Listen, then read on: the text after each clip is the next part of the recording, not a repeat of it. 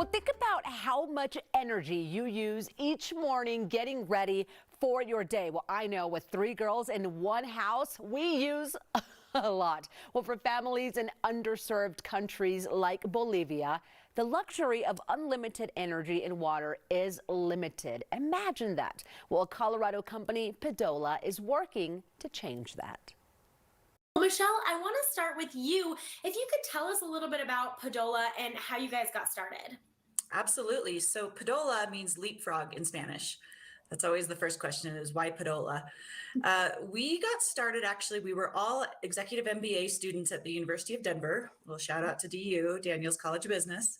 And part of that program, we did a lot of international and global work, a lot of entrepreneurship work, trying to understand what does it take to create a service or a product? How do you get that service or product to market? And our group worked a lot on solar, things like microgrids. How do we get solar energy storage for that solar energy out to the developing world specifically? And with Lou, he already had a direct connection to Bolivia. He was working with a group there already on bringing things like schools and education around hygiene, and I'll let Lou speak more to that. So we had a direct link through a nonprofit to villages in Bolivia. We decided we were going to go take a look at some of these villages and try to understand what their needs were. We finally realized that the best thing that was going to address most of the concerns and issues were electricity, having some way to charge a phone, charge a device, really have electricity, have a light to study, to do homework, have access to, all of the myriad of things that electricity can provide, and internet. So most of the education now, curriculum based, is internet. The curriculum is internet based. Right. So as you're learning, kids in kindergarten are already they're at the computer, they're using the internet. So that was a big issue for the schools, and that was really the next step for these schools. So we decided, all right, we need to figure out how to get electricity and internet into these schools. Right. So that was how we got started. We originally thought that we would be a for-profit, and we would be a internet provider, electricity and internet provider, like a utility. And after meeting with a lot of these villages, we realized that wasn't necessarily going to be the case. And that's when we got our nonprofit status. Amazing. Well, I want to come to you, Lou. I mean, you obviously had such a big start in this as well. Why is this nonprofit so important, especially right now? And tell us what you guys are doing, boots on the ground right now. Yeah. So we all know, right? This is the pandemic hit. Everyone just started working from home, and a lot of the kids are now having school from home, right?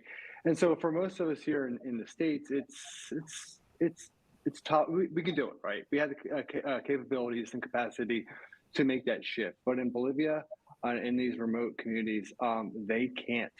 And so when the country shut down and the schools shut down, like these families, these kids, like tens of thousands, if not more, of children all throughout the country, they have zero education. Like they're not getting anything, right? So that's why it's so important now, because the tools and the resources we're providing them gives them something, right? And if we don't provide them these resources, they were getting left behind even before the pandemic started. And it's just going to be exacerbated more because they have nothing down there. And so some of these tools are going to be really important for them. Yeah. Well, guys, to wrap things up here, how can viewers at home help and learn more? You guys have so many amazing resources. Michelle, can you tell us how we can do those things? Sure. So we have a couple of main project areas. Of course, our first main project area is solar and internet for schools. And that's a fundraising campaign that we have been doing. We have 2 projects already installed, and we have 5 more projects lined up. The partnerships are huge. We've been partnering with the Ministry of Education in Bolivia, as well as the Bolivian Space Agency. And the Bolivian Space Agency manages the satellite, which allows us to get internet into the schools. So that's our main program area, where that's our big ticket item, so to speak, where we can really make a big difference. As Lou mentioned, with the pandemic, a lot of these students are not able to meet in person. And I think it's going to be, quite a while, months, if not a year or more, before these students are able to meet in person. So we have another campaign that's been really effective, and that's the remote solar learning kits. We're working with a local solar installer that's created a learning kit that has a lamp that's charged with solar, that has a charger and a radio and curriculum. The teachers now, through the ministry and the teachers, are broadcasting curriculum over the radio. So these households now can have in-home learning, which is a really wonderful campaign. And that's just going to be an ongoing campaign as we have about 100 families that we've already been able to raise money for. I think there's over 1,200 families. Actually, I think at one point the ministry said it was going to be about 6,000 families, and then we targeted 1,200 households that we could reach immediately. So that's an ongoing campaign right now. Amazing. You can help Pidola with their remote solar learning kits initiative right now. Head to padola.org to learn more and to donate.